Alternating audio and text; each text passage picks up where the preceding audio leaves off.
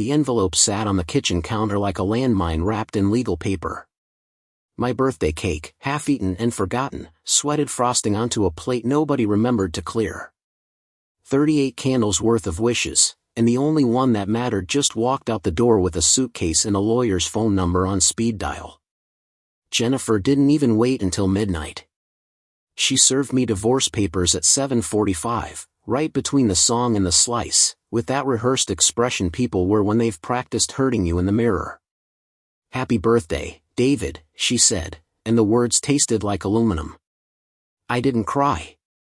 I didn't shout. I just watched her taillights fade into the Seattle drizzle and felt something inside me switch from husband to strategist. Before we jump back in, tell us where you're tuning in from, and if this story touches you, make sure you're subscribed, because tomorrow, I've saved something extra special for you. My name is David Chen, and I'm the kind of man who reads instruction manuals cover to cover before assembling furniture. I'm a data analyst for a mid-sized insurance firm, which means I spend my days finding patterns and numbers that most people can't see. I notice when claims spike in certain zip codes, when fraud has a fingerprint, when the math doesn't match the story. It's not glamorous work, but it pays for a modest house in Ballard with a view of nothing special and a mortgage that never misses a month. I keep my lawn trimmed to HOA standards, rotate my tires every 5,000 miles, and I've never once forgotten to file my taxes early. People at work call me dependable, which is another word for invisible. My boss forgets my name at company picnics, but he remembers my reports. That's fine by me. I've always believed that the loudest person in the room is usually covering for the emptiest argument. I grew up in a house where volume equaled violence, where my father's voice could crack plaster and my mother's silence could fill a week. I learned early that staying quiet didn't mean you were weak. It meant you were paying attention. So when I met Jennifer Holloway at a mutual friend's barbecue 7 years ago, I thought I'd found someone who appreciated the steady hum of a life built on small, reliable choices. She was a paralegal then, sharp and organized, the kind of woman who color-coded her closet and never double-booked a calendar. We bonded over our shared hatred of chaos, our love of Sunday crosswords, and the way we both believed that a good relationship was like a well-maintained car. You check the fluids, rotate the parts, and it runs forever. For the first few years, it did. We bought the house with the peeling blue shutters and spent weekends repainting it gray. We hosted dinners where we served wine we couldn't pronounce and laughed at inside jokes that made our friends feel included. We took anniversary trips to places with good hiking trails and mediocre hotels, and we never argued about money because we never spent what we didn't have. It was simple. It was safe. And somewhere along the way, safe became boring, and boring became invisible, and invisible became the reason she started staying late at the office. I didn't notice at first. Or maybe I did, and I told myself it was just a busy season. Jennifer's firm had taken on a big corporate client, and she kept talking about depositions and discovery like they were exotic vacations she couldn't wait to visit.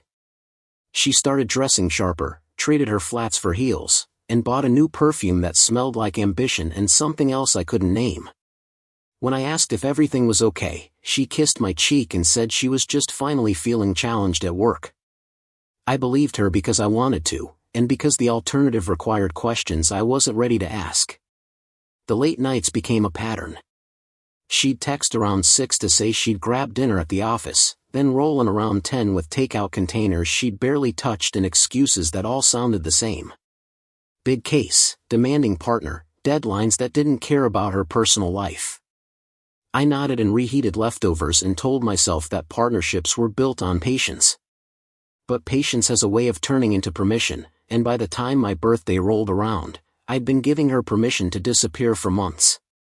She insisted on throwing me a party.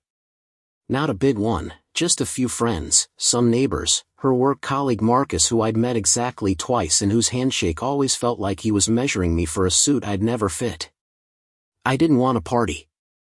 I wanted a quiet dinner, maybe a movie, the kind of unremarkable evening that doesn't require planning or performing. But Jennifer said it would be good for us, that we needed to reconnect, that she'd been so busy lately and this was her way of making it up to me. So I said yes, because that's what I do. I say yes when I mean maybe, and maybe when I mean no, and no never at all. The party was fine in the way funerals are fine. People showed up, said the right things, ate the catered appetizers Jennifer ordered from the place she swore I'd love but had never asked me about. Marcus arrived with a bottle of scotch that cost more than my monthly car payment and clapped me on the back like we were old friends. He called me Dave, which nobody calls me, and complimented the house in the way people do when they're really complimenting themselves for showing up. I smiled and poured drinks and felt like a guest at my own event. Jennifer floated through the room with the kind of energy I hadn't seen in months.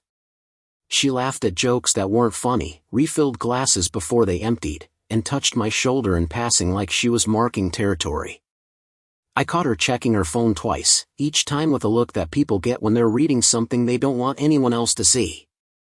When I asked who it was, she said work, always work, and tucked the phone into her pocket like evidence. We cut the cake around 7:30. Chocolate with vanilla buttercream, my favorite, which she remembered even though she forgot to ask if I wanted a party in the first place. Everyone sang, and I blew out 38 candles in one breath because that's what you do when people are watching. Jennifer handed me the knife, and for a second, our eyes met. I thought I saw something there. Guilt, maybe. Or relief. But then she blinked and it was gone, replaced by the same bright smile she'd been wearing all night. The guests started leaving around 7:15. Hugs at the door, promises to do this again soon, the usual script. Marcus lingered, helped Jennifer clear plates, and said something that made her laugh in a way that sounded like a secret. I watched from the kitchen doorway, hands in my pockets, and felt the first thread of something pull tight in my chest. When he finally left, he shook my hand again and said I was a lucky man. I nodded and thought about how luck is just another word for ignorance. By 7:40, the house was empty except for us. Jennifer stood at the counter, staring at a manila envelope I hadn't noticed until that moment. She picked it up, held it like it weighed more than paper should, and turned to face me with an expression I'd never seen before. Not anger. Not sadness. Just a kind of cold efficiency, like she was filing paperwork at the office. David, she said, and the way she said my full name made my stomach drop. We need to talk. I thought she was going to say she was unhappy. I thought she'd ask for counseling, or a trial separation, or some other temporary solution that would let us both pretend we were trying. Instead, she handed me the envelope and said the words that turned my birthday into a funeral. I'm filing for divorce. The room didn't spin. My heart didn't race. I just stood there, holding the envelope, feeling the weight of her decision pressed flat into 20 pages of legal jargon. I opened it slowly, the way you open test results you already know will be bad. Petition for dissolution of marriage. Irreconcilable differences. A list of assets divided down to the coffee maker and the lawnmower. Her signature at the bottom, already notarized, already real. I asked her why. Not because I didn't know, but because I needed to hear her say it. She didn't give me a reason. She gave me a speech. Something about growing apart, about needing different things, about how this wasn't about blame but about being honest with ourselves. I listened to every word and heard none of them. What I heard was the subtext, the space between her sentences where the truth lived. She'd already moved on. This wasn't a surprise to her. It was a scheduled event. I asked if there was someone else. She hesitated, just a fraction of a second, but it was enough. No, she said, but the word came out too fast, too practiced. This is about us, David. About what we've become. I nodded, set the envelope on the counter next to the sweating cake, and watched her grab her coat. She said she'd stay at a friend's place for a few days, give me space to process, and that her lawyer would be in touch about next steps. She didn't apologize. She didn't cry. She just left, pulling her suitcase behind her like she was heading to the airport for a business trip. The door clicked shut. The house settled into a silence so thick I could hear the refrigerator hum 3 rooms away. I stood in the kitchen, surrounded by the ruins of a party I never wanted, and felt the gears in my head start turning. Jennifer thought she'd planned this perfectly, Preparing and narrating this story took us a lot of time, so if you are enjoying it, subscribe to our channel, it means a lot to us. Now back to the story. Thought she'd get ahead of the narrative, control the story, serve me papers before I could see it coming. What she didn't know was that I'd been seeing it coming for months. I just hadn't been ready to do anything about it. But now, standing in the wreckage of my 38th birthday, I was ready. I didn't sleep that night. I sat at the kitchen table with my laptop open and a legal pad covered in notes, and I did what I do best. I looked for patterns. Jennifer had been careful, I'd give her that. She'd covered her tracks the way someone does when they know they're being watched. But careful isn't the same as invisible, and invisible is what you need to be when you're lying to a man who finds lies for a living. I started with the easy stuff. Bank statements, credit card bills, receipts I'd been ignoring because I didn't want to know what they'd tell me. Jennifer had opened a new credit card 6 months ago, one she never mentioned, and she'd been using it for things that didn't make sense. Hotel rooms in the city we already lived in. Dinners at restaurants we'd never been to together. Charges from a florist I didn't recognize, sent to an address that wasn't our house. Each line item was small, forgettable on its own, but together they painted a picture I couldn't unsee. I pulled up our phone records next. We shared a family plan, which meant I had access to every call and text she'd made for the past year. I didn't read the messages, not yet. I just looked at the numbers, the frequency, the timestamps. One number appeared over and over, starting about 8 months ago. Late-night calls that lasted hours. Texts sent during her lunch breaks, during her commute, during the hours she said she was working late. I cross-referenced the number with our contacts and found nothing. It was a ghost. But ghosts leave footprints, and I know how to follow them. I ran the number through a reverse lookup service and got a name. Marcus Delgado. The same Marcus who showed up to my birthday party with expensive scotch and a handshake that felt like a threat. The same Marcus who worked at Jennifer's firm, who she'd mentioned exactly twice and always in passing, like he was a piece of furniture she noticed but didn't need to describe. I sat back in my chair and let the pieces fall into place. The late nights, the new perfume, the way she checked her phone like it held the only conversation that mattered. The hotel rooms were for them. The dinners were for them. The flowers were for her, from him, sent to some address where they could play house without me in the picture. And the divorce papers, served on my birthday with surgical precision, were her way of closing one chapter before starting the next. Most men would have confronted her. Sent angry texts, showed up at her friend's place, demanded answers she'd never give. But I'm not most men.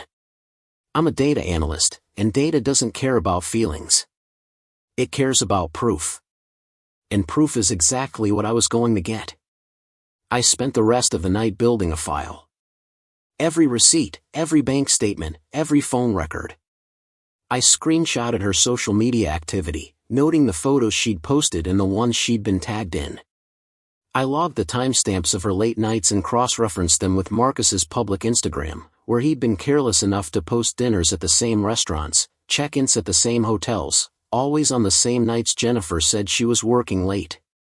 He'd even posted a photo of a bouquet 2 months ago, white roses and eucalyptus, the same arrangement Jennifer had on our dining table the next day. She'd told me she bought them for herself. She'd lied. By the time the sun came up, I had everything I needed. A timeline, a paper trail, a pattern of behavior that no lawyer could spin into coincidence. Jennifer thought she'd been smart, filing first, controlling the narrative. What she didn't realize was that filing first only matters if you're the only one with a story to tell. And I had a better one. I showered, shaved, and put on the same gray suit I wore to funerals and job interviews. I made coffee, black, no sugar, and drank it standing at the counter while I reviewed my notes one last time. Then I called a lawyer.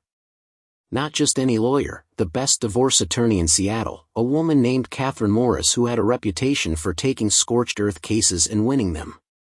Her assistant said she was booked for months, but when I mentioned I had documented evidence of infidelity and financial misconduct, she found me an appointment that afternoon. Catherine's. office sat on the 18th floor of a building downtown, all glass and steel and the kind of view that reminded you how small your problems were from up high. She was younger than I expected, maybe 40, with sharp eyes and a handshake that meant business. She listened to my story without interrupting, occasionally making notes on a yellow legal pad that already looked full. When I finished, she leaned back in her chair and smiled. "You've done my job for me," she said. "This is the most organized case I've seen in years." I handed her the thumb drive with all my files. Bank records, phone logs, screenshots, receipts, everything. She plugged it into her laptop and scrolled through in silence, her expression shifting from impressed to something closer to delight. "Your wife's attorney is going to hate you," she said. "And I'm going to love this." We spent the next 2 hours going over strategy. Catherine explained that Washington was a no-fault divorce state, which meant infidelity didn't technically matter for the dissolution itself. But it mattered for everything else.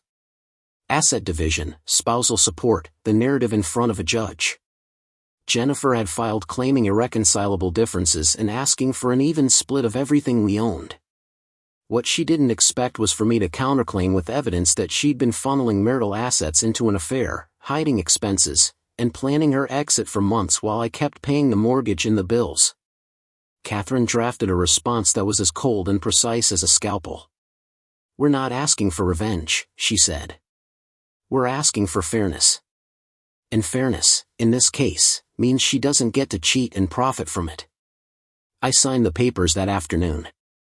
Catherine said she'd file them first thing in the morning and have them served to Jennifer by noon. Less than 24 hours after she handed me divorce papers on my birthday, I'd be handing her a reality check with my name on it. I walked out of Catherine's office feeling lighter than I had in months. Not happy, not vindicated, just clear. Like I'd been walking through fog and finally found the edge of it. I stopped at a coffee shop on the way home, ordered a black coffee I didn't need, and sat by the window watching the city move. People rushed past with their own problems, their own secrets, and I realized I wasn't special. Betrayal happens every day. The only thing that made mine different was how I chose to handle it.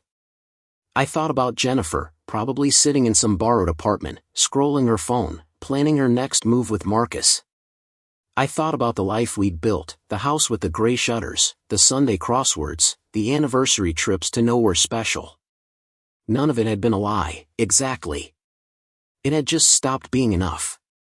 For her, at least. For me, it had been everything. But everything ends, and when it does, you get to choose how you walk away. Jennifer chose papers on a birthday. I chose evidence on a Tuesday. And tomorrow, when she opened that envelope and saw her own lies staring back at her, she'd learn the same lesson I did. The quietest person in the room isn't powerless. They're just waiting for the right moment to speak. I finished my coffee, tossed the cup, and headed home. The house was still a mess from the party, plates stacked in the sink, streamers sagging from the ceiling. I cleaned it all, slowly, methodically, the way I do everything. By the time I was done, it looked like nothing had happened. Like my birthday had been just another unremarkable day. And in a way, it had been. Because the day that mattered wasn't yesterday. It was tomorrow. The next morning arrived with the kind of gray drizzle Seattle wears like a uniform. I woke up at 6, made coffee, and checked my phone. Catherine had sent a message at 7 confirming that the papers were filed and that a process server would deliver them to Jennifer's temporary address by noon. She included a copy of the filing for my records, and I read through it one more time, not because I needed to, but because I wanted to feel the weight of it. Every line was sharp, every claim backed by evidence, every word chosen to dismantle the story Jennifer thought she'd written. I didn't feel triumphant. I felt tired, the kind of tired that comes from running a race you never wanted to enter. But I also felt something else, a quiet certainty that I was doing the right thing. Not the loud thing, not the vengeful thing, but the right thing. Jennifer had made her choices, and now I was making mine. I went to work because staying home felt like waiting, and I've never been good at waiting. My cubicle at the office was the same as always, beige walls covered in spreadsheets and post-it notes, a desk lamp that flickered when it felt like it, a coffee mug that said "World's Okayest Employee" that someone gave me as a joke 3 Christmases ago. I logged into my computer and tried to focus on a fraud case involving a string of suspicious claims in Spokane, but my mind kept drifting to the clock. Noon came and went. I checked my phone. Nothing. By 12:30, I started wondering if something had gone wrong. Maybe Jennifer wasn't at the address she'd given her lawyer. Maybe she'd seen the process server coming and refused to answer the door. Maybe the universe had decided to give her one more day of thinking she'd gotten away with it. Then, at 12:42, my phone buzzed. A text from an unknown number. I opened it, and my stomach did a small flip. It was from Jennifer. "What the hell is this, David?" I stared at the message for a long time, watching the 3 dots appear and disappear as she typed, deleted, typed again. Finally, another message came through. "You're making this so much worse than it needs to be." I didn't respond. Catherine had warned me not to engage, to let the lawyers handle the talking, to stay quiet and let the evidence speak for itself. But part of me wanted to respond, wanted to type back something cutting and final, something that would let her know exactly how much I knew and how little I cared. Instead, I set the phone down, took a breath, and went back to work. She called 5 minutes later. I let it ring. She called again. I let it ring again. By the 3rd call, I turned my phone off and shoved it into my desk drawer. Whatever she had to say, I didn't need to hear it. At 3 o'clock, Catherine called the office line. My coworker, a guy named Tim who spent most of his day watching sports highlights, waved me over with a look that said, "This is serious." I took the call in the break room, pacing between the vending machines and the microwave that always smelled like burnt popcorn. "She got the papers," Catherine said, "and she's not taking it well." I asked what that meant. Catherine laughed, not unkindly. "It means her lawyer called me within an hour, trying to negotiate. They want to settle quickly, avoid discovery, keep this out of court. She knows you have her dead to rights." I asked what we should do. Catherine's voice turned sharp, professional. "We don't negotiate. Not yet. Let them sweat. Let her see what it feels like to be on the other side of a surprise."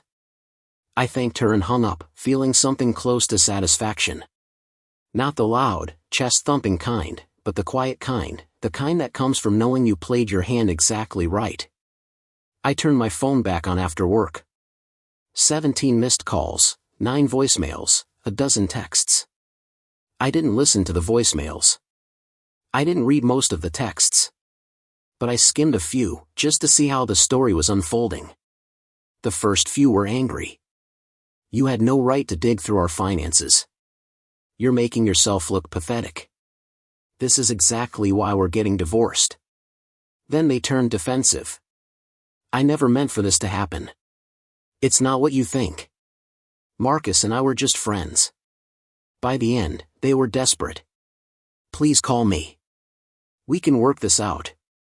Don't do this to us." I deleted them all and blocked her number. There was nothing left to say, and even if there was, I wasn't interested in hearing it. Jennifer had spent months planning her exit, hiding her tracks, rehearsing her lines. Now it was my turn to be quiet, and silence, I was learning, was the loudest response I could give. That night, I sat on the couch with a beer I didn't finish and the TV on a channel I wasn't watching. The house felt different, not empty, just less crowded. Like a room after you've moved the furniture and realized how much space you actually have. I thought about the last 7 years, the good parts and the bad parts and all the parts in between that felt like neither. I thought about the man I'd been when I met Jennifer, and the man I was now, and I wondered if I'd changed or if I'd just finally stopped pretending. My phone buzzed. Not Jennifer this time, but an email from Catherine. "Discovery's going to be fun," it said. Followed by a smiley face emoji that felt wildly out of place and somehow exactly right. I smiled, finished my beer, and went to bed. Tomorrow, Jennifer would wake up to a reality she didn't script. And I'd wake up to the first day of a life I got to choose. The weeks that followed felt like watching a building collapse in slow motion. Not dramatic, just inevitable. Jennifer's lawyer kept trying to fast-track a settlement, sending offers that got progressively more desperate. First, she wanted a 50-50 split of everything. Then she dropped it to 60-40 in my favor. Then she offered to waive spousal support entirely if I'd just agree to mediation and keep the details private. Catherine forwarded each offer with a single-word response in the subject line. No. We're not in a hurry, she told me during one of our weekly calls. The longer this drags out, the more she realizes she can't control it. And control is what she wanted most. She was right. Jennifer had spent months building her exit strategy, planning every detail, timing it for maximum impact. My birthday wasn't random. It was calculated, designed to catch me off guard, to make me the one scrambling while she walked away clean. What she hadn't counted on was that I'd been paying attention long before she handed me those papers. And what she definitely hadn't counted on was that I'd fight back with the one thing she couldn't spin or rewrite. The truth. Discovery was brutal for her. Catherine subpoenaed Marcus's phone records, his credit card statements, his work emails. It turned out he'd been just as careless as Jennifer, maybe more so. There were texts about weekend trips they'd taken while I thought she was at legal conferences. Emails discussing apartments they'd looked at together, planning their future while I was still paying the mortgage on ours. Even a draft lease agreement for a condo downtown, dated 2 weeks before she served me papers. Catherine sent me copies of everything, and I read through them once, carefully, taking notes the way I used to in college. Then I filed them away and didn't look again. Not because they didn't hurt, they did, in a dull, distant way, but because I didn't need to keep rereading my own ending. I already knew how the story went. Jennifer tried to reach me a few more times. A handwritten letter showed up at the house, 3 pages of apologies and explanations that all sounded like rough drafts of a closing argument. I skimmed it, noted that she never actually admitted to the affair, and threw it in the recycling. She sent flowers to my office, which my coworker Tim thought was hilarious until he saw my face and quietly moved them to the break room. She even showed up at the house one Saturday morning, standing on the porch in the rain, looking smaller than I remembered. I watched her through the window for a full minute before I opened the door. She looked like she'd been crying, or like she wanted me to think she had. Her hair was pulled back in a messy ponytail, and she was wearing the old sweatshirt she used to steal from my closet, the one that said property of UW Athletics even though neither of us went to UW. David, she said, and her voice cracked on my name. Can we please talk? I kept one hand on the doorknob, my body blocking the entrance. There's nothing to talk about. I just want to explain. You already did. In the papers. In the texts. In the hotel receipts. She flinched. That's not fair. Fair would have been honesty. Fair would have been telling me you were unhappy instead of spending 8 months planning your exit while I paid for your affair. Her face went red. It wasn't like that. I pulled my phone out and pulled up one of the emails Catherine had sent me. It was from Marcus to Jennifer, dated 3 months earlier. Can't wait to start our life together. 2 more months and we're free. I held the screen up so she could see it. Her eyes widened, then dropped. I gave you 2 more months, I said. And you used them to lie to my face. She started crying then, real tears this time, and I felt nothing. Not satisfaction, not pity, just a tired kind of clarity. I'd spent weeks imagining this moment, scripting what I'd say, how I'd make her understand what she'd done. But standing there, watching her fall apart on my porch, I realized I didn't need her to understand. I just needed her to leave. Your lawyer has my lawyer's number, I said. Go through them. I closed the door before she could respond, locked it, and walked back to the kitchen. Through the window, I watched her stand there for another minute, shoulders shaking, before she finally turned and walked back to her car. I didn't feel good about it. But I didn't feel bad, either.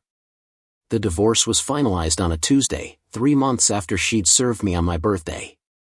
No courtroom drama, no final showdown, just a signed document and a judge's stamp. Jennifer had agreed to all of Catherine's terms. I kept the house, the car, and most of the savings. She kept her debt, her guilt, and whatever future she'd planned with Marcus. I found out later that Marcus had broken things off a week after the discovery documents landed. Turns out he was fine with an affair, but not with being named in a divorce filing. Jennifer was left with neither of us, which felt like the kind of poetic justice I didn't need to gloat over. Catherine called me the day the papers were finalized. "It's done," she said. "You're officially single."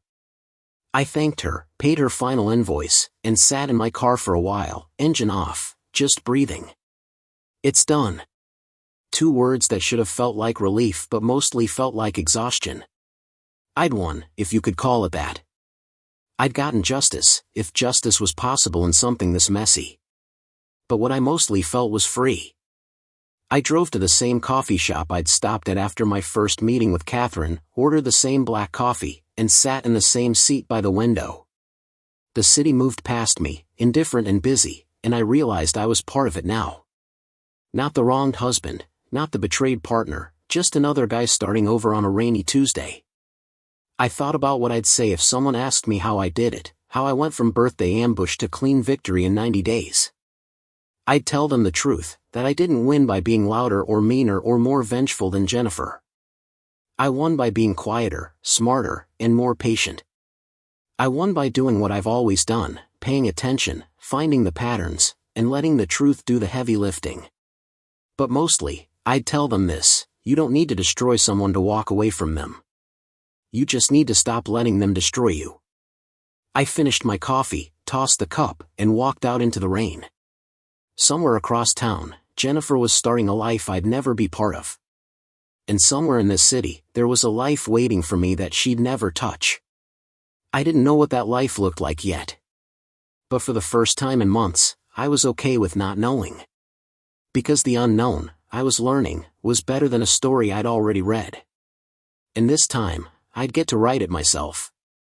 6 months after the ink dried on the divorce papers, I was still learning how to live in a house that used to hold 2 people. The silence had a different quality now, not the heavy kind that comes before a storm, but the clean kind you get after one passes. I'd repainted the bedroom a color Jennifer would have hated, a deep navy that made the room feel like a cave in the best way possible. I'd rearranged the furniture, bought new sheets that nobody else had slept in, and turned the spare room into an actual office instead of a storage unit for things we'd deal with later. Later had arrived, and I was dealing with it. Work became something I could focus on without the background noise of wondering where my wife really was. My boss, Gerald, actually remembered my name at the quarterly review and mentioned that my reports had gotten sharper. "You seem more present," he said, which was his way of noticing I wasn't half distracted anymore. I took on a bigger project, a deep dive into a pattern of insurance fraud across 3 counties that had been baffling the team for months.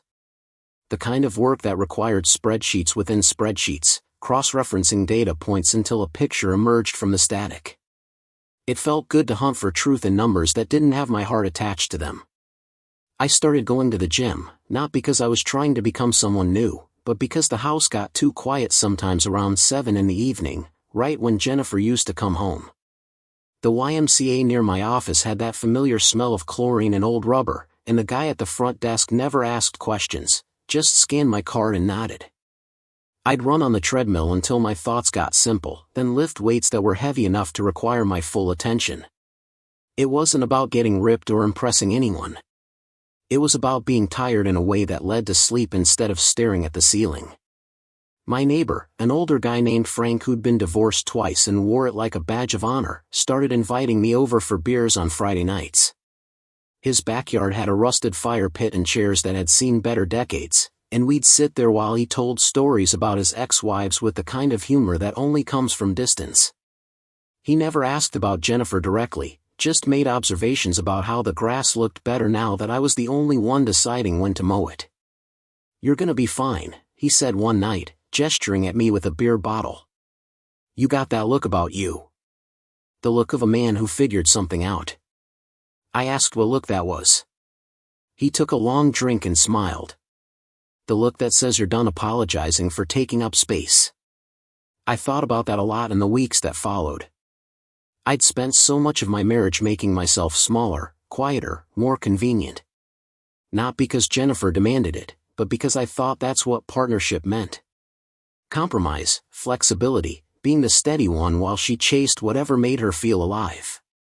But somewhere along the way, compromise had turned into erasure, and I'd become so good at disappearing that even I forgot I was there.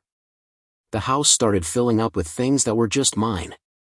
A new coffee maker that made terrible coffee in exactly the way I liked it. A leather chair I found at an estate sale that Jennifer would have called ugly but felt perfect for reading. Books stacked on the side table that I actually had time to finish now. A record player and a collection of vinyl that I'd been collecting since college but never played because Jennifer said records were pretentious. I played them loud enough to bother no one but the dog next door, who howled along to Fleetwood Mac like he understood the assignment. One Saturday morning, I was reorganizing the garage when I found a box I'd forgotten about. It was labeled Kitchen Miscellaneous in Jennifer's handwriting, shoved behind a stack of paint cans from when we'd first bought the house. Inside were things from her mother's estate, items she'd inherited but never found a place for. Vintage measuring cups, a hand mixer that probably didn't work, a set of dish towels with embroidered chickens. At the bottom was a photo album, the kind with the sticky pages and plastic overlay that people used before everything went digital. I almost put it back without looking. But something made me flip it open, maybe curiosity, maybe just the strange pull of seeing a history I was no longer part of. The first few pages were Jennifer as a kid, gap-toothed and sun-browned, holding a fishing rod next to a man I assumed was her father.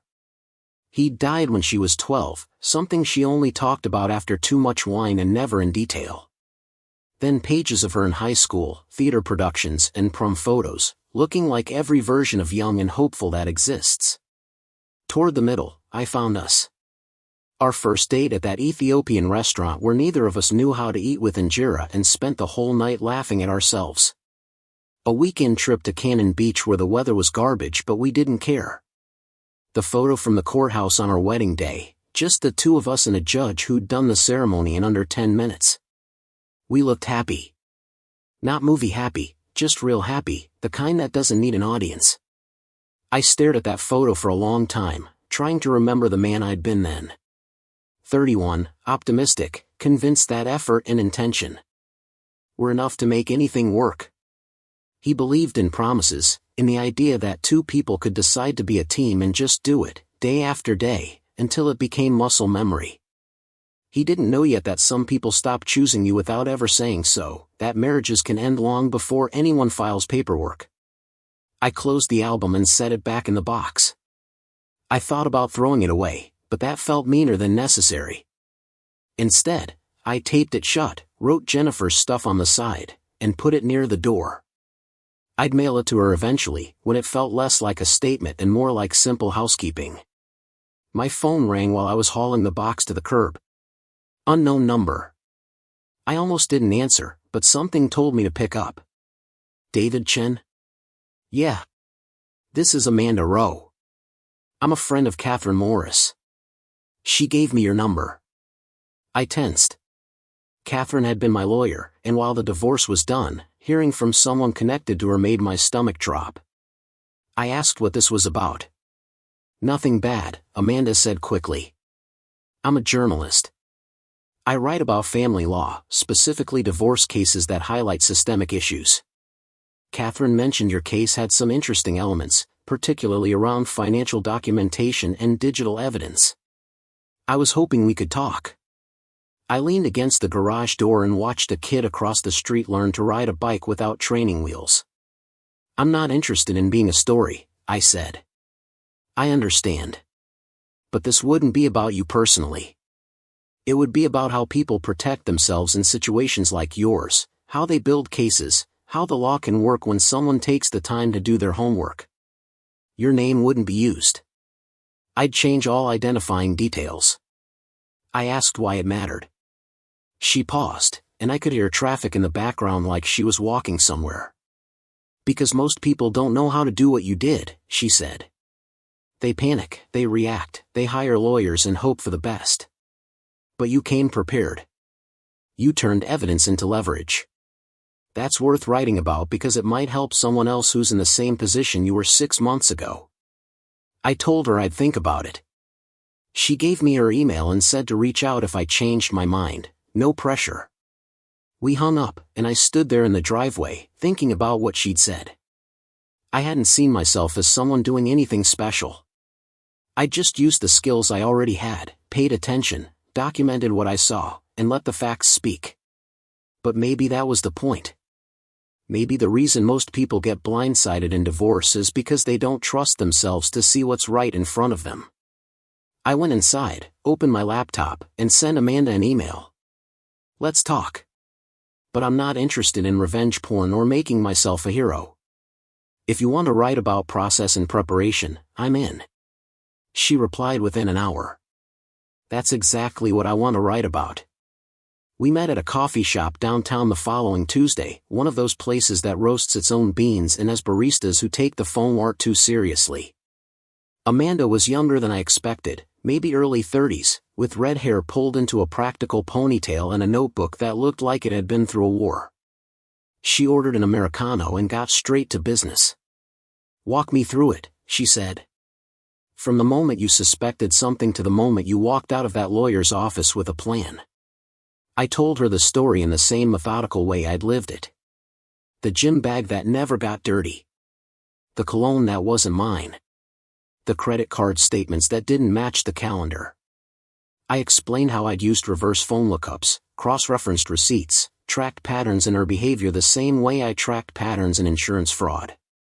Amanda took notes without interrupting, occasionally nodding like she was fact-checking her own assumptions.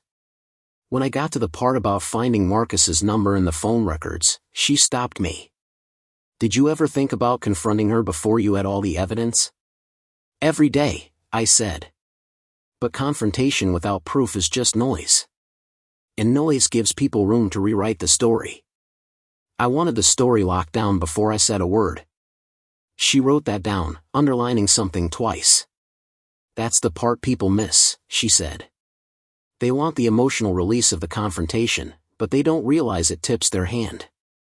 By the time they're ready to file, the other person has had time to hide assets, delete messages, get their story straight. Exactly. We talked for over 2 hours. She asked about the lawyer I'd chosen, why I'd picked Catherine, what I'd prioritized in the strategy.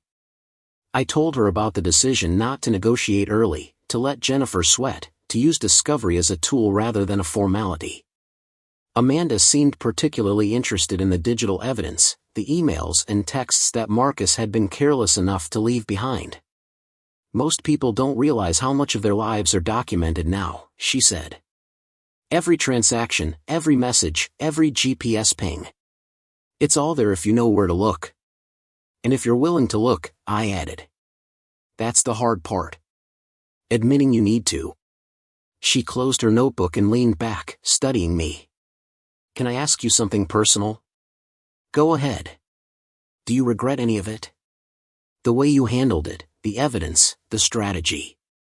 Do you ever wish you'd just let it be messy? I thought about it. Not to perform for her, but because it was a fair question.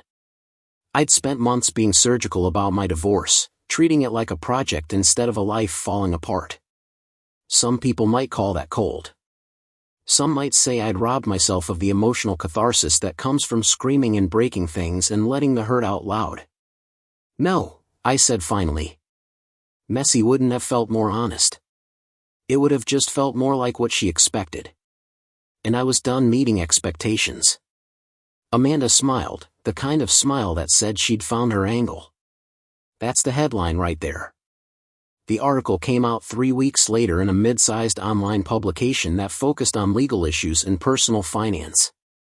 Amanda had kept her word.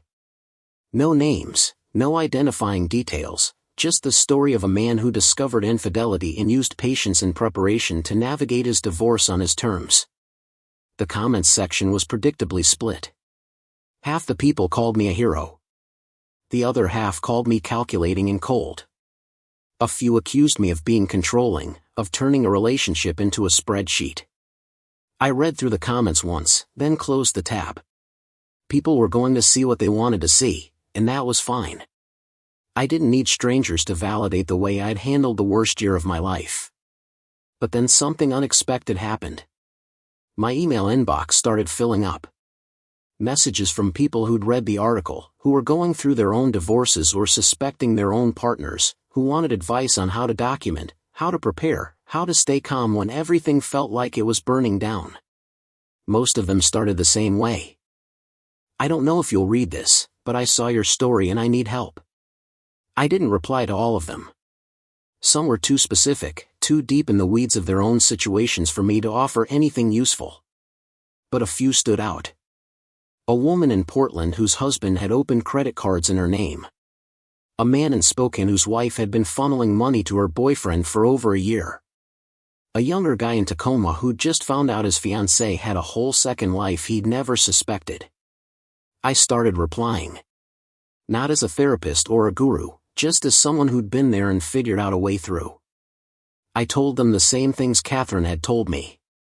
Document everything. Don't tip your hand. Hire the best lawyer you can afford. And most importantly, don't let emotion make your decisions for you. One email stuck with me. It was from a guy named Eric, mid-40s, married 15 years, 2 kids. He'd found texts on his wife's phone that made it clear she'd been seeing someone from her yoga class for at least 6 months. He'd confronted her immediately, and she'd denied everything, then confessed, then blamed him for working too much, then cried and asked for another chance. Now he didn't know what to do. I wrote back and told him what I wished someone had told me earlier. Stop talking to her about it. Every conversation is just giving her time to craft a better defense. Get a lawyer, get your documents in order, and figure out what you actually want. Not what you think you should want, not what's easiest, but what you want. Because once you know that, everything else is just logistics. He replied a week later. I filed yesterday. It's the hardest thing I've ever done, but it's also the first time in months I've felt like I'm not drowning. Thank you. I didn't frame the email or screenshot it for validation. But I kept it in my inbox, a small reminder that sometimes the way you survive something can help someone else do the same. Frank noticed the change before I did. We were sitting in his backyard one Friday night, the fire pit crackling between us, when he said, "You seem different." Different how? Lighter. Like you're not carrying something anymore. I shrugged. Maybe I'm not. He grinned and raised his beer. Here's to traveling light. We clinked bottles, and I let the phrase sit with me. Traveling light. For the first time in years, that's exactly what I was doing. No secrets to carry, no lies to manage, no performance to maintain.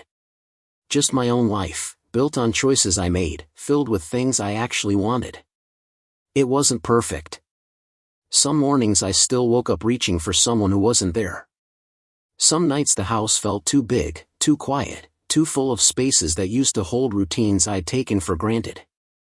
But those moments were getting rarer, and when they came, they didn't knock me over anymore. They just passed through like weather. I started dating, casually, nothing serious. A woman named Rachel I met at a work conference who laughed at my jokes and didn't ask about my ex. A teacher named Sophie who I took to a bookstore and spent 2 hours wandering through aisles, trading recommendations. It was strange at first, remembering how to show interest, how to be curious about someone without the weight of history pressing down on every sentence. But it got easier. And more than that, it felt honest in a way my marriage had stopped feeling years before it ended. None of them turned into anything, and that was okay. I wasn't looking to replace Jennifer. I was learning how to be alone without being lonely, how to enjoy my own company, how to build a life that didn't need someone else's approval to feel valid. One Sunday afternoon, I was cleaning out the garage again when I found the box I'd taped up months earlier, the one with Jennifer's mother's things and the photo album. It was still sitting by the door where I'd left it, waiting for me to figure out what to do with it.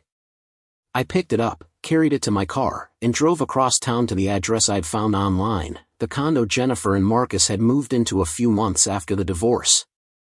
I didn't knock. I just left the box on the doorstep, walked back to my car, and drove away. It wasn't about closure or making a statement. It was just about finishing the last piece of business that connected us. She could keep her mother's measuring cups. I had everything I needed. On the drive home, I passed the restaurant where Jennifer and I had our first date. It was closed now, replaced by a vape shop with neon signs in the window.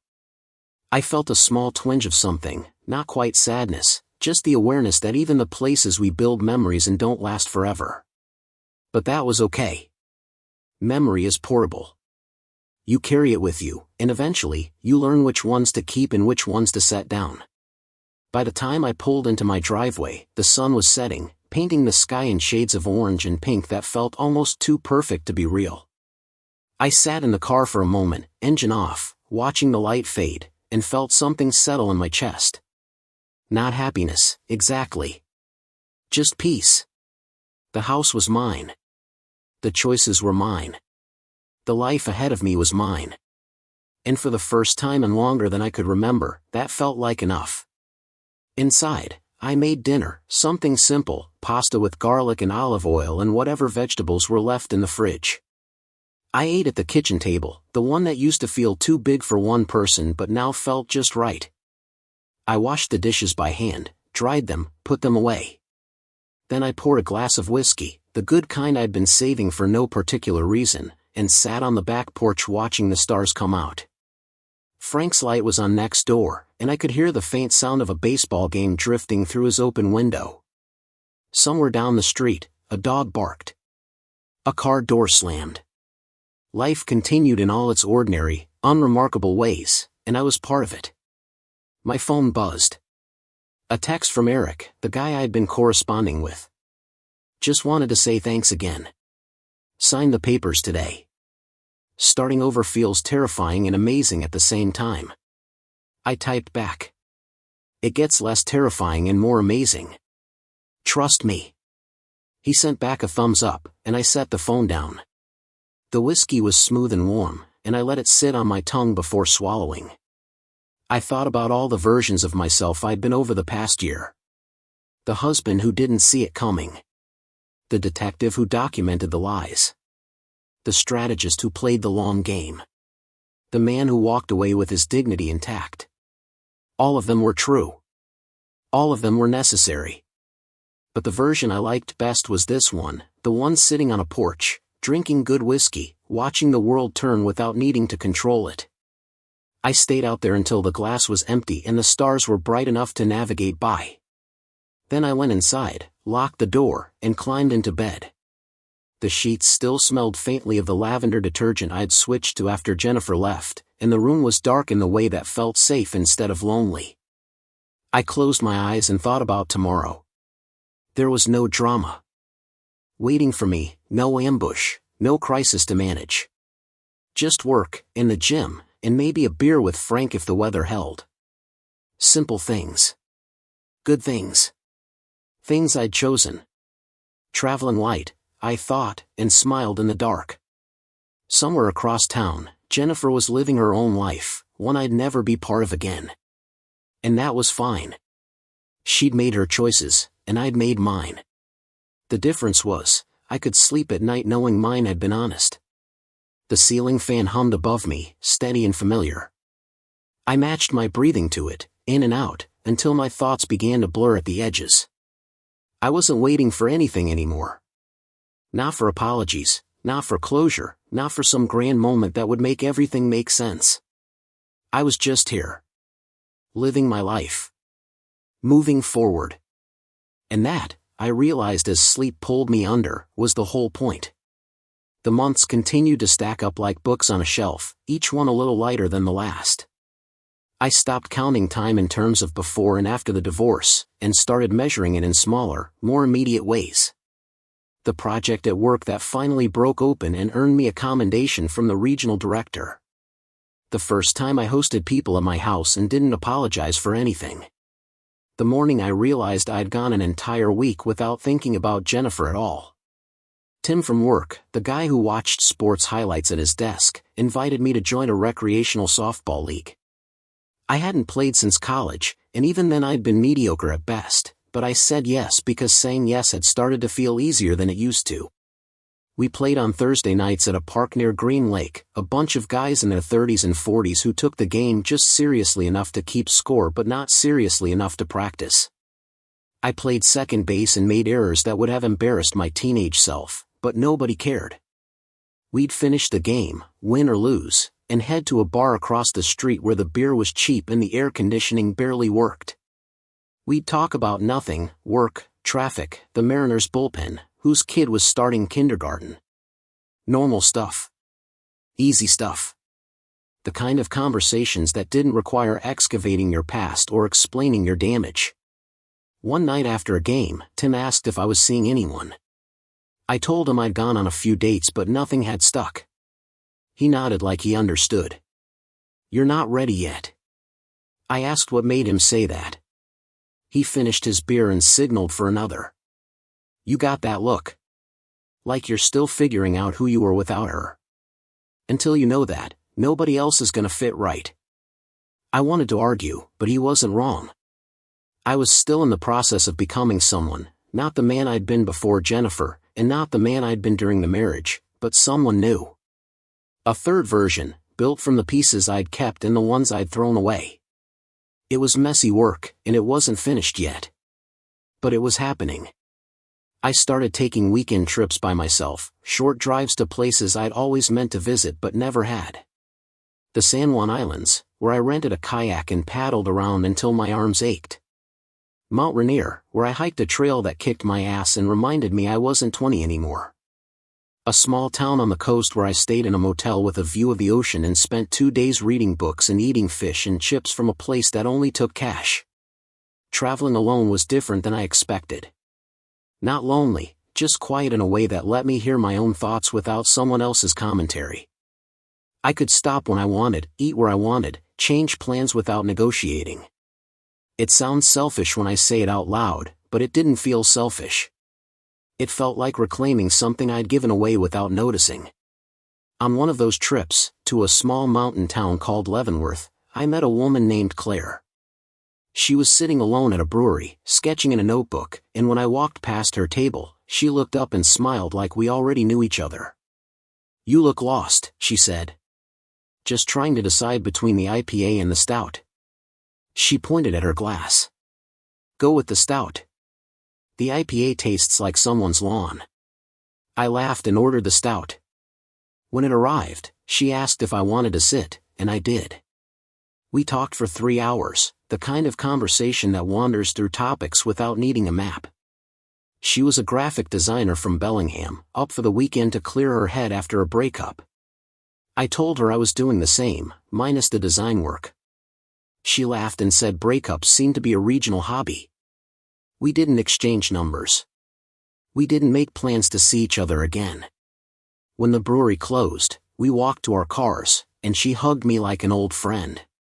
"Take care of yourself," she said. "You too." I drove back to Seattle that night feeling something I hadn't felt in a long time. Not attraction, exactly, though Claire had been easy to talk to and pretty in an unself-conscious way. It was more than that.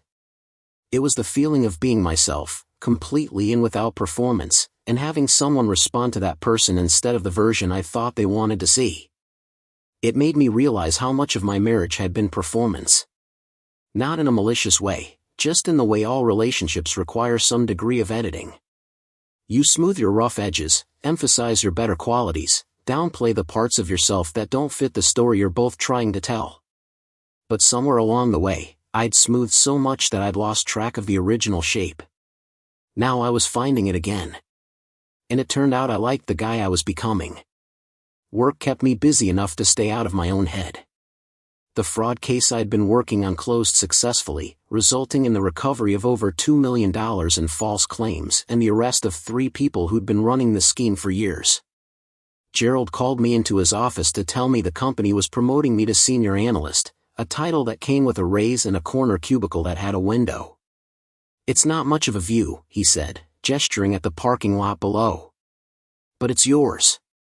I thanked him and moved my stuff that afternoon, feeling a small swell of pride that surprised me.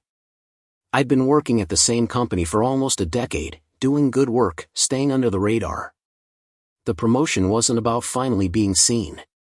It was about being ready to be seen. There's a difference. The new role came with more responsibility, including training junior analysts and presenting findings to department heads. Public speaking had never been my strength, but I found I didn't mind it as much as I thought I would. Maybe because I wasn't trying to be impressive. I was just explaining what the data showed, letting the facts tell the story. People listened. They asked good questions. They trusted me. Trust, I was learning, is something you earn by being consistent. Not flashy, not loud, just reliable. And reliability, it turned out, was my superpower. One afternoon, I got an email from Amanda, the journalist who'd written the article about my divorce. She wanted to do a follow-up, a Where Are They Now piece that focused on life after divorce. I almost said no. The idea of revisiting that chapter felt unnecessary, like flipping through a yearbook from a school I'd already graduated from. But then I thought about the emails I'd gotten, the people who'd reached out for advice, who'd said the article had helped them. Maybe a follow-up would help someone else. Maybe it would remind them that survival isn't just about getting through the hard part, it's about what you build afterward. I agreed, and we met at the same coffee shop as before. Amanda looked the same, ponytail and notebook, but her questions were different this time. Less about strategy and more about recovery. How do you know when you're ready to move on? She asked. I don't think you ever know. You just wake up one day and realize you already have. She liked that. She wrote it down and underlined it twice. The article came out a month later, and this time the comments were kinder. People talked about resilience, about second chances, about the courage it takes to start over when everything you built falls apart. A few people shared their own stories, their own versions of survival. Reading through them, I felt a strange sense of connection to strangers I'd never meet, people who understood what it meant to rebuild yourself from scratch. One comment in particular stayed with me. It was from a woman who said, "Thank you for showing that healing doesn't have to look like forgiveness. Sometimes it just looks like moving forward." I read it 3 times, then closed the tab. She was right. I hadn't forgiven Jennifer, and I wasn't sure I ever would. But I'd stopped needing to.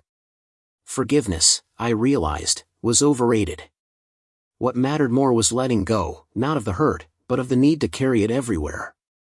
That weekend, I cleaned out the last of the boxes in the garage, the ones I'd been avoiding because they were full of things from the marriage I didn't know how to categorize.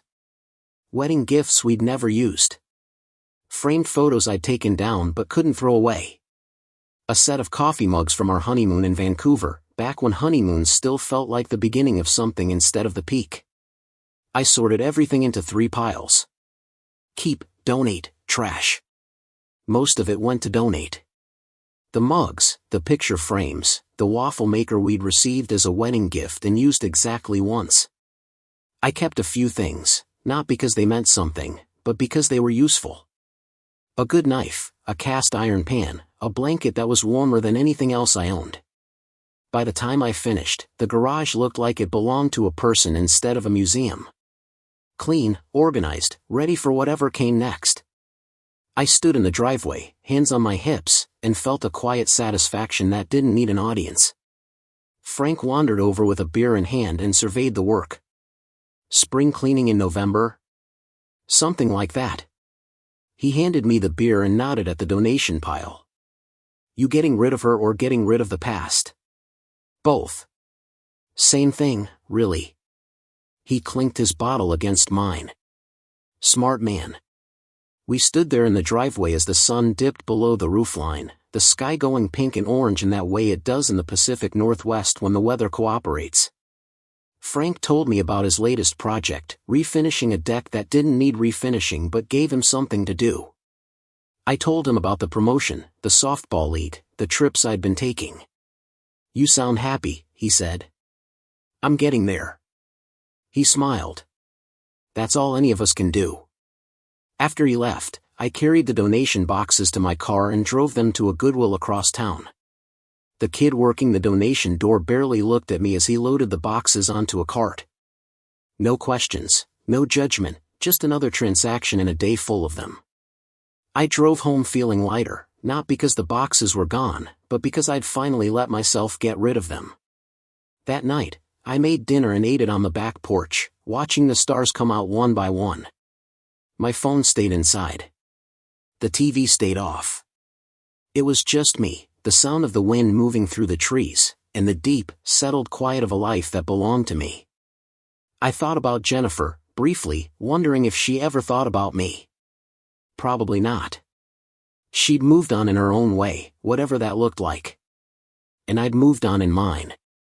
We'd built a life together, and then we'd torn it down, and now we were both living in the aftermath. Different houses, different choices, different futures. And that was okay. Because the thing about moving forward is that it doesn't require permission. It doesn't need closure or apologies or some perfect ending that ties everything together. It just needs you to take the next step, and then the next one, until one day you realize you're not walking away from something anymore. You're walking toward it. I finished my dinner, rinsed the plate, and headed inside. Tomorrow I'd go to work, come home, maybe catch a game with the softball guys. Small things. Normal things. The kind of life I'd built for myself, one choice at a time. And somewhere in the distance, I could feel it. The future I'd been working toward, the one that didn't need a script or a plan or anyone's approval. It was waiting. And I was ready. A year and a half after Jennifer served me divorce papers on my birthday, I found myself standing in front of a different door, holding flowers that weren't an apology. Her name was Elena, and she worked in the finance department 2 floors below mine. We'd been seeing each other for 4 months, taking things slow in a way that felt deliberate rather than cautious. She knew about the divorce. I'd told her early, not as a warning but as context, and she'd listened without trying to fix anything or compare it to her own past. Tonight was her birthday, and I'd offered to cook dinner at my place. Nothing fancy, just pasta and wine and the kind of evening that didn't require a performance. She arrived at 7 with a bottle of red and a smile that reached her eyes, and when she stepped inside, she looked around like she was seeing the house for the first time even though she'd been here before. "You changed the living room," she said. "Just moved some furniture. Trying something new." She set the wine on the counter and turned to face me. "I like it. Feels more open." We cooked together, her chopping vegetables while I handled the sauce, moving around each other with the easy rhythm of people who'd started to learn each other's patterns. The conversation flowed without effort, touching on work gossip and weekend plans and a documentary she wanted us to watch. Nothing heavy. Nothing that required excavation.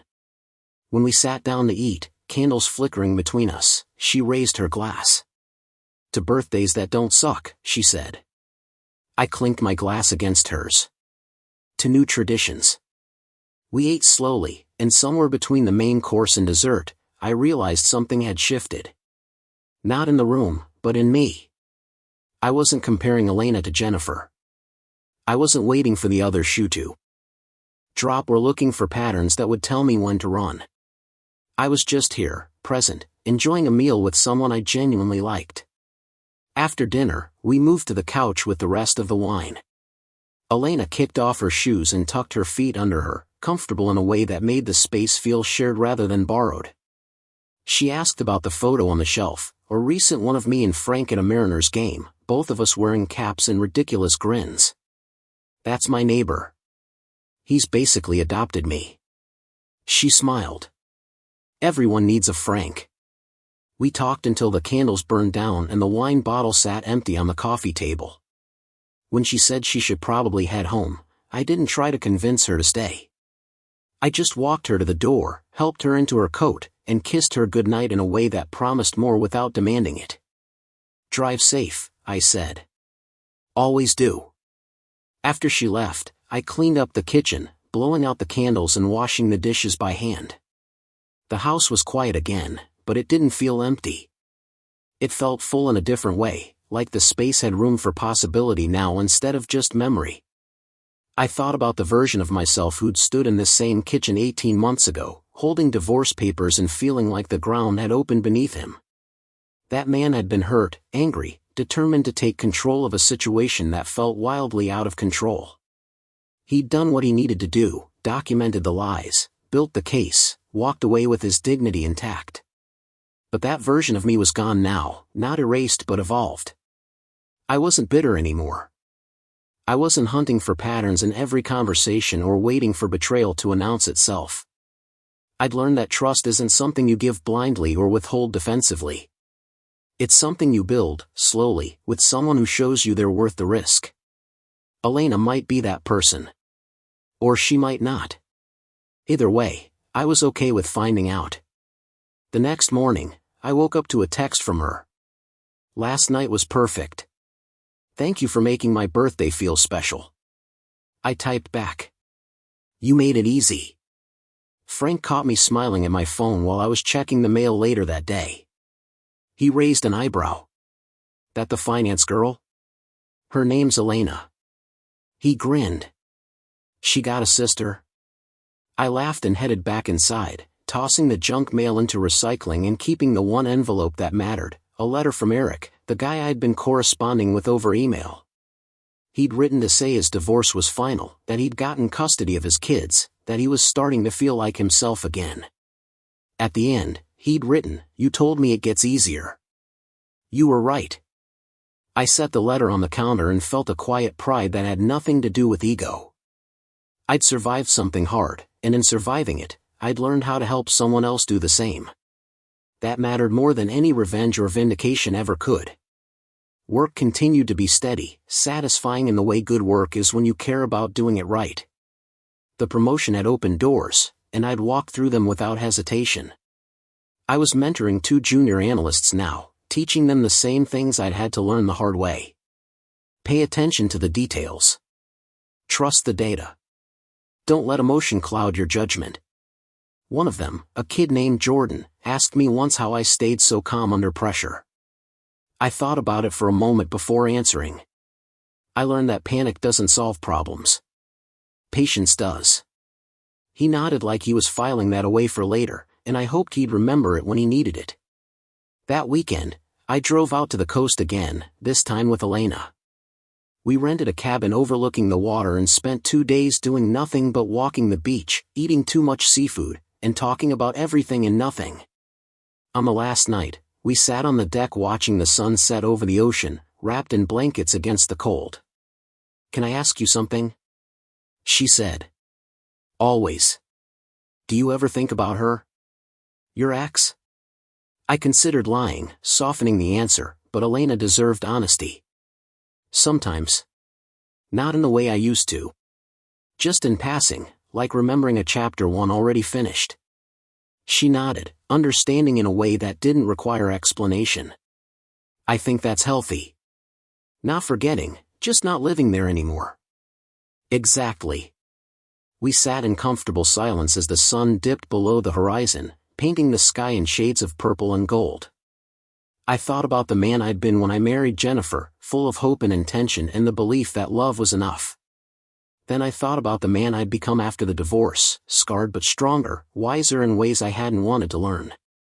And finally, I thought about the man I was now, sitting on a deck with someone new, watching the world turn without needing to control it. All 3 versions were true. All 3 had been necessary. But this version, the one who'd learned to let go without losing himself, this was the one I liked best. Elena reached for my hand, and I took it, feeling the warmth of her palm against mine. We didn't say anything else. We didn't need to. Sometimes the best moments are the ones that don't require words, just presence, just the quiet understanding that you're exactly where you're supposed to be. Later, as we drove home through the dark, the road lit only by headlights and stars, I realized something simple and true. I'd spent so much time trying to move on from what happened that I'd almost missed the part where I already had. The divorce didn't define me. The betrayal didn't break me. They were just things that happened, chapters in a longer story that wasn't finished yet. And the best part? I was the one writing it now. Up next, you've got 2 more standout stories right on your screen. If this one hit the mark, you won't want to pass these up. Just click and check them out.